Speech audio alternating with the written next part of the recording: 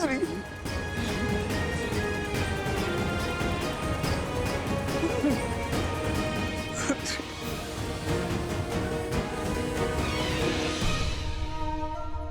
हे महादेव, ये मुझे कौन से अपराध का दंड मिल रहा है?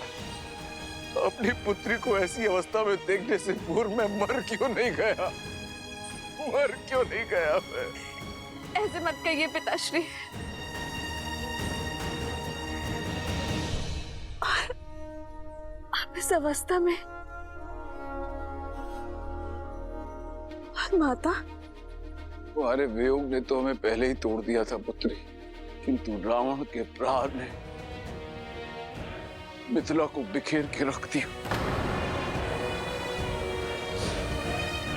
रावण के पापी पग मिथिला में भी पड़ गए पुत्री, और हमारे राज्य को हथिया के जाने कितने निर्दोषों को मार डाला उसने। और अब रावण की सेना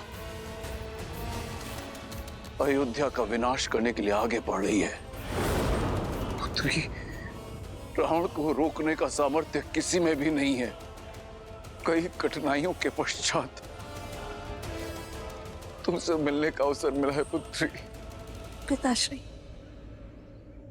रावण के दम और उसके पापों का अंत होगा। पिताश्री, श्री राम लंका आ रहे हैं। पुत्री, अब जो मैं तुमसे कहने जा रहा हूं, कदाचित तुम्हें विश्वास नहीं होगा कि मैंने कहा। युद्ध इस समस्या का हल नहीं है पुत्री। अपितु मुझे तो भय है कि कहीं रावण से द्वेष के कारण राम के प्राण संकट में न पड़ जाएं। नहीं पिताश्री, ऐसा कभी नहीं होगा। श्री राम रावण को पराजित करेंगे। ये तुम्हारा भ्रम है पुत्री, तुम समझ ही नहीं रही हो। राम यदि लंका आ भी गया तो भी वो रावण का वध नहीं कर पाएंगे, क्योंकि रावण को ब्रह्मदेव का वरदान प्राप्त है। यमराज उनके दास हैं। जानती हो, रावण की नाभि में अमृत कलश है। यदि राम ने रावण पे प्रहार किया तो कलश टूट जाएगा और रावण के शरीर में अमृत बिखर कर उसे अमर बना देगा। मैंने संभावना का हर द्वार खटखटाया है पुत्री। मिथिला का नरेश और तुम्हारा पिता होने के नाते तुमसे आग्रह करता हूं कि वास्तविकता को स्वीकार लो। रावण का प्रस्ताव स्वीकार कर लो पुत्री, स्वीकार कर लो। और नेक निर्दोषों को और अपने राम को बचा लो। उनके प्राण संकट में है पुत्री, राम के प्राण संकट में है पुत्री। समय समाप्त हुआ, चलो कारागृह में। पुत्री, पिताश्री, पिताश्री, पुत्री, पिताश्री।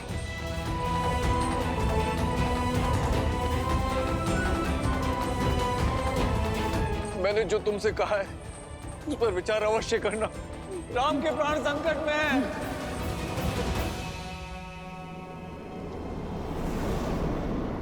जय श्री राम, जय श्री राम, जय श्री राम, जय श्री राम, जय श्री राम, जय श्री राम। राम नाम भजते हनुमान, दशरथ नंदन राजा राम। राम राम कहो जय श्री राम, अवध बिहारी राजा राम।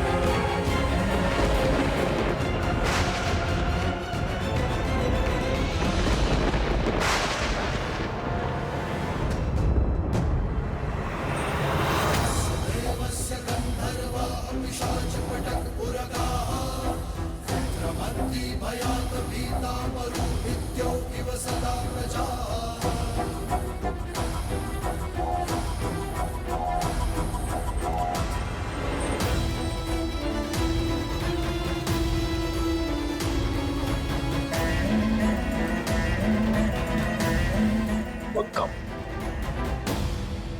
मैं तुम्हारी माया से अति प्रसन्न हुआ मारुत।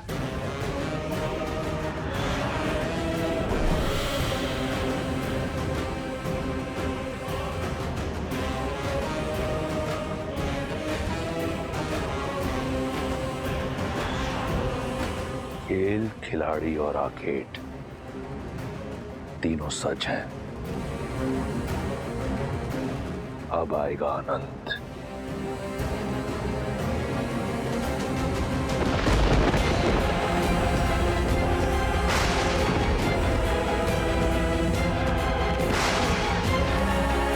नियति ही नहीं, अब तो प्रकृति भी हमारी परीक्षा लेने लगी है भैया। ये कठिनाइयां कम होती दिख नहीं रही है। धर्म का पथ पुष्पों से नहीं, कांटों से भरा होता है लक्ष्मण। धर्म के पथ पर विजय पाने के लिए अनेकों बाधाएं आएंगी, किंतु हमें निडर होकर आगे बढ़ना ही होगा।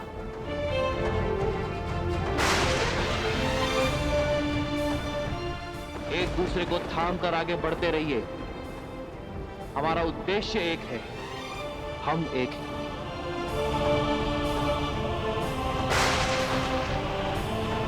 तुम में मैं हूं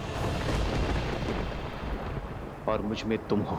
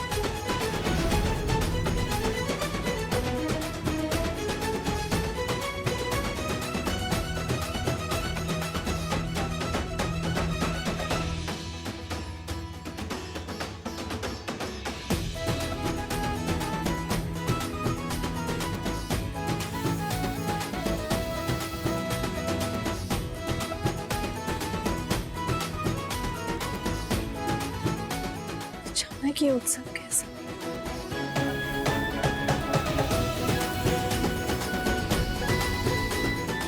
स्वर और ऊंचा करो, उत्सव का अवसर है। युद्ध आरंभ होने से पहले ही समाप्त हो गया। लंकेश की विजय हुई। वयम रक्षामः, वयम रक्षामः, वयम रक्षामः।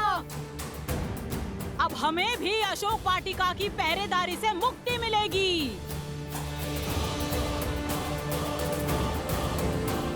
ये क्या? क्यों? विजय? बड़ा गुणगान गाती थी ना अपने राम का, मिल गया उत्तर। हमें तो पहले से ही पता था कि युद्ध का यही परिणाम होने वाला है। और क्या, यूं ही कोई वनवासी आकर वानरों के साथ लंकेश को जीत लेगा क्या? जिस लंकेश के आगे काल ना टिका, उसके समक्ष वो नर क्या टिक पाता। चलो बेचारी, पहले ही परिस्थिति की मारी है। चलो हम लंकेश की विजय का उत्सव मनाते हैं।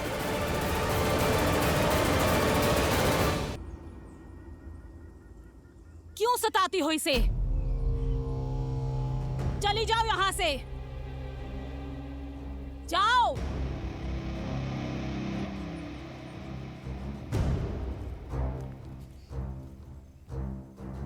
त्रिजटा, किस बात का उत्सव मना रहे हैं ये लोग? किस विजय की बात कर रही है?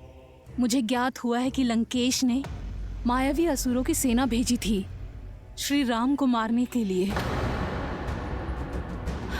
इसीलिए ये सब लोग। क्या आक्रमण? श्री राम? त्रिजटा कहाँ है मेरे श्री राम? वो ठीक तो है ना? नहीं जानती, पर ये उत्साह और उत्सव देखकर लगता है कि जीत बहुत बड़ी है। कहीं कुछ अनिष्ट ना हो गया हो। नहीं, मेरे श्री राम के होते कोई अनिष्ट नहीं हो सकता। मेरे श्री राम आएंगे, हर बाधा तोड़कर आएंगे, हर सीमा लांघकर आएंगे। वो मेरे लिए आएंगे त्रिजटा। आशा करती हूँ कि तुम्हारे विश्वास की जीत हो। दशों लोकों के स्वामी लंकापति महाराज दशानन पधार रहे हैं।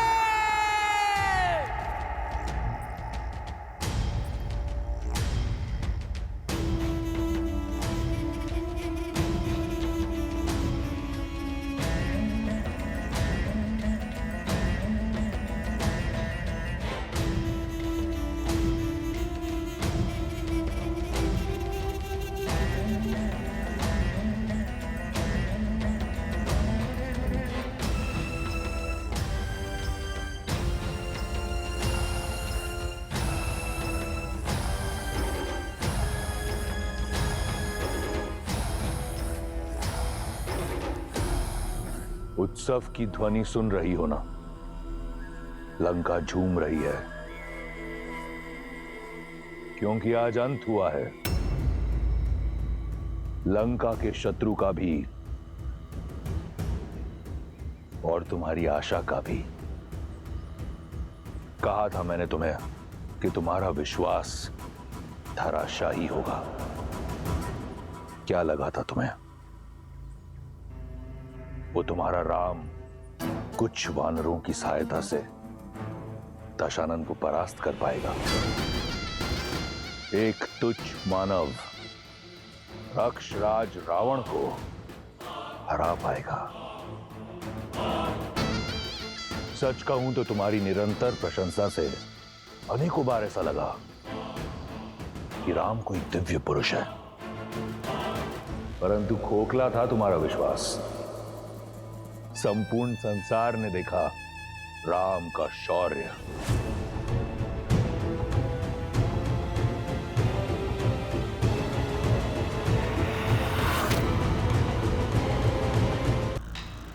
स्त्रियां इतनी हट्टी क्यों होती हैं? क्या मिला तुम्हें? पतिव्रता धर्म का ढोल पीटकर। मैं ये उपहार तुम्हारे लिए लाना नहीं चाहता था।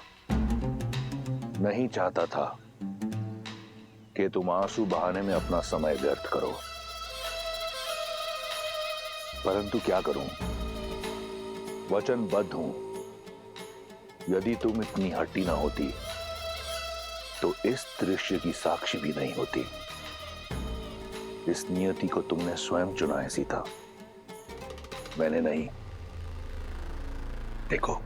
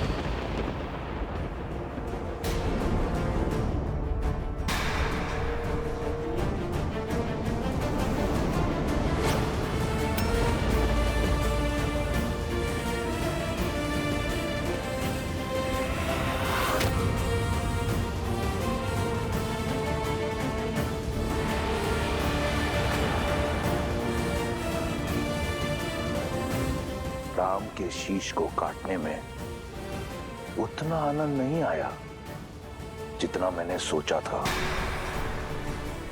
ये पाप मेरा नहीं, तुम्हारा है।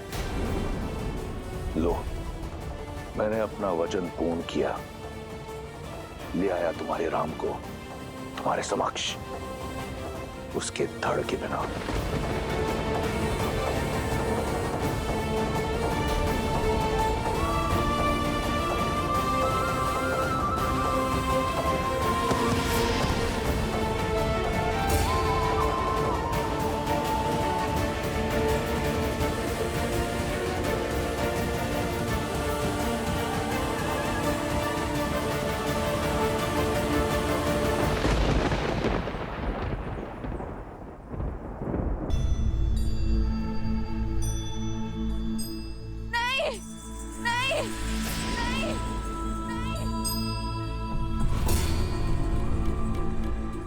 नहीं, ये नहीं हो सकता। मेरे श्री राम मुझे छोड़ के नहीं जा सकते। ये कैसे हो सकता है? जो सामने है वो सत्य क्यों नहीं लग रहा? क्यों विश्वास नहीं हो रहा कि आप नहीं रहे, कि मृत्यु ने मुझे पहले नहीं चुना? क्यों देवताओं ने मुझे संकेत नहीं दिया? क्यों महादेव ने मेरा साथ नहीं दिया? क्यों मेरा मन मानने को सच नहीं है कि आप हैं? प्रत्यक्ष को प्रमाण की आवश्यकता नहीं होती सीता, अपनी नियति स्वीकार लो। समझ सकता हूं एक मनुष्य का छोटा सा हृदय इतना बड़ा शोक संभाल नहीं सकता, परंतु क्या करें, सत्य से मुक्त मोड़ नहीं सकते। नहीं, झूठ बोल रहे हो तुम। जब तक मेरे श्री राम के हाथ में धनुष है, काल भी उन्हें छू नहीं सकता। ये सत्य नहीं है, ये सत्य नहीं, ये सत्य नहीं है।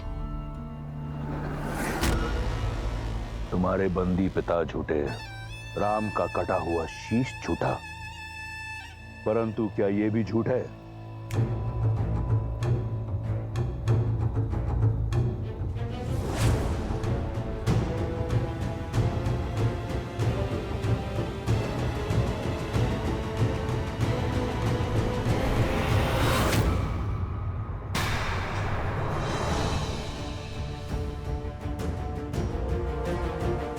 इस धनुष को तो पहचानती हो ना?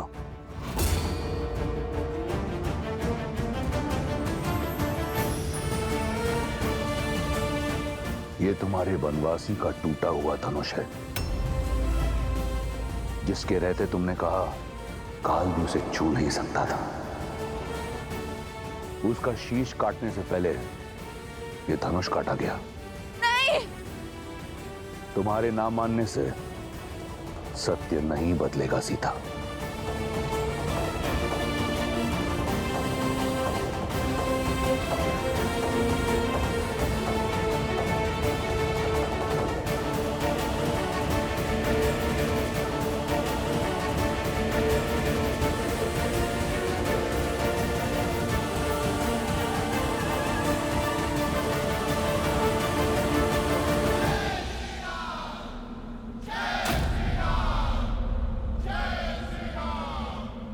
असंभव! इतनी बड़ी सेना सागर पार करके आ गई। लंका संकट में है।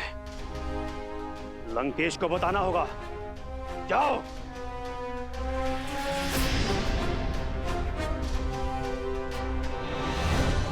सुना नहीं? शत्रु द्वार पर है। महाराज को सूचित करो। जाओ। लंकेश को यह अशुभ समाचार देने का साहस किसमें है? जिसके मुख से अनिष्ट निकला, उसका सर धड़ से अलग होना निश्चित है।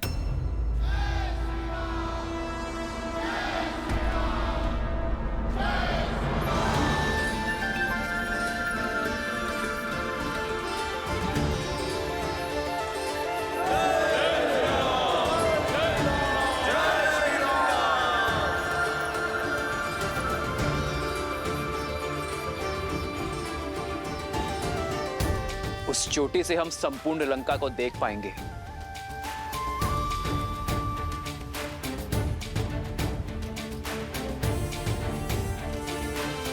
मुख्य सेनापति मेरे साथ चले।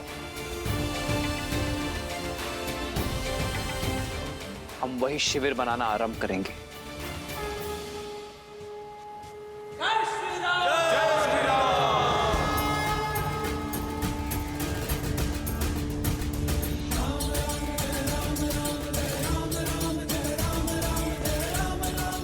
कमाल के लक्ष्मण जी भाई।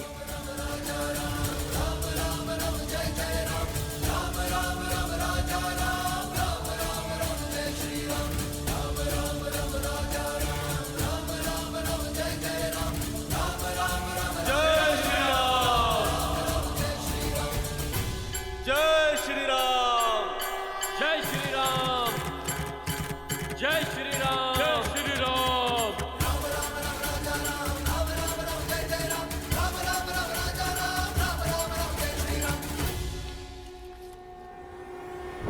महाराज कदाचित दया करते हैं, और तुम इसी क्षण उनके पास सूचना लेकर नहीं गए तो तुम्हारा सर धड़ से मैं अलग करूंगा। जाओ।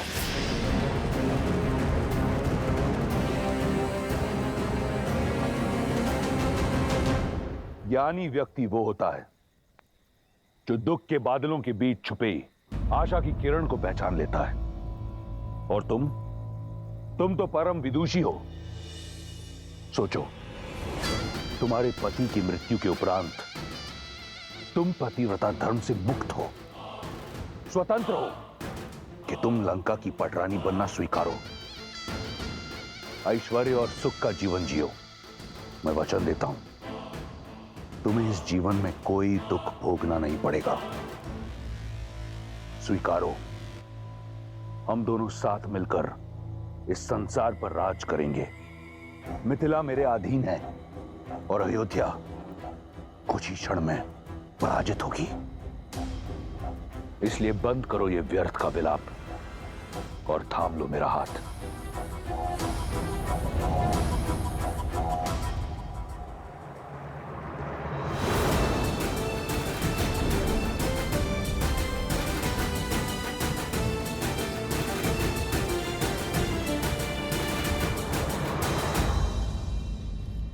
महाराज, महाराज, अभयदान। राम और उसकी सेना लंका तट तक पहुंच चुके हैं।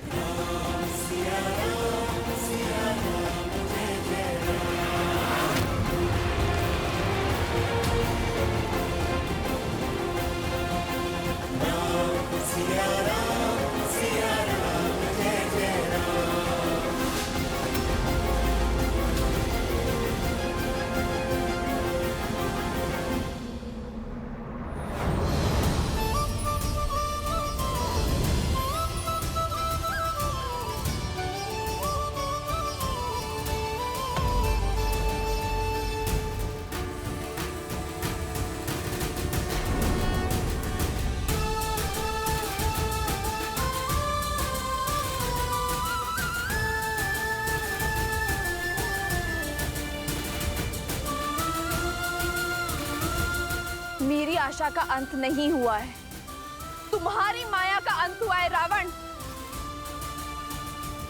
आशा ने मेरा हाथ नहीं छोड़ा है, काल ने तुम्हारा पांव पकड़ लिया है। और अब मुझे किसी आशा की आवश्यकता नहीं है, क्योंकि मेरे श्री राम आ गए हैं, क्योंकि मेरे श्री राम आ गए हैं। राम आया है परंतु लौट नहीं पाएगा। आज जैसे मेरी माया का अंत हुआ है, उसी प्रकार तुम्हारी आंखों के समक्ष तुम्हारे राम के प्राण हरूंगा मैं। राम लंका की ओर नहीं, अपनी मृत्यु की ओर अग्रसर हुआ है।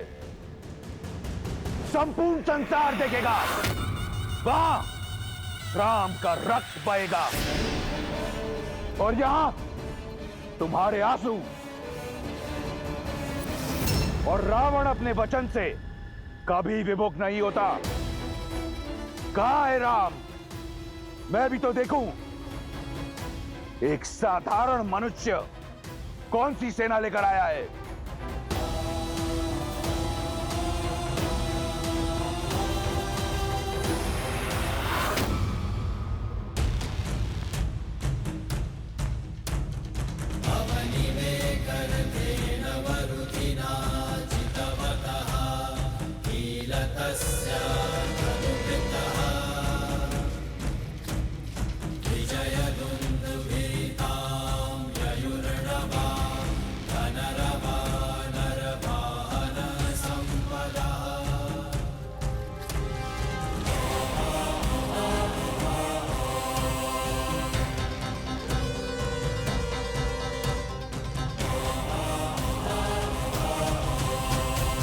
राम यहां आया नहीं, लाया गया है। मेरे विश्वासघाती भाई द्वारा। जानते हो शुक, विभीषण कहा करता था कि मैं उसके पिता समान। देखो, आज अपने पिता समान भाई को छोड़ एक अनजान सन्यासी के चरणों में पड़ा है। राम के शिविर के बारे में जानने के लिए मैंने कई गुप्तचर भेजे, परंतु लंका के बारे में जानने के लिए राम को किसी गुप्तचर की आवश्यकता नहीं। लंका का हर भेद, हर निर्बलता बताएगा वो लंका का भेदी। तुम तो राम के शिविर को जानते हो। जी महाराज। बताओ ये सब कौन है? महाराज, वो जो वल्कल वेश में जटा के साथ बलिष्ठ भुजाओं वाला गौर वरुण वीर है, वो राम का अनुज लक्ष्मण है महाराज। परिचय मांगा है, निबंध मत सुनाओ, संक्षिप्त में बताओ। जी महाराज। और वो वानरों में सबसे अलग दिखने वाला पवन पुत्र हनु। जानता हूं, उसे जानता हूं। और वो वानर राज सुग्रीव महाराज, महाबली बाली का अनुज, इस समय किष्किंधा का राजा। मूर्ख, राजपाट त्याग कर मृत्यु से आलिंगन करने चला है। और वो नल और नील है, इन दोनों ने ही ये सेतु बनाया है महाराज। और वो बाली का पुत्र अंगद। तो राम ने अपनी सेना में बालक भी जोड़ रखे हैं। और वो जामवंत महारिक्ष, सतयुग से जीवित चिरंजीवी देवासुर संग। बूढ़ा है, आगे बढ़ो। और वो हनुमान के पिता केसरी। दो बूढ़े, कुछ बालक, कुछ मूर्ख वानर सहित दो वनवासी और एक विश्वासघाती रावण के समक्ष खड़े होकर उसे परास्त करने चले आए। राम कहां है? दिखाई नहीं देता। वो वहां।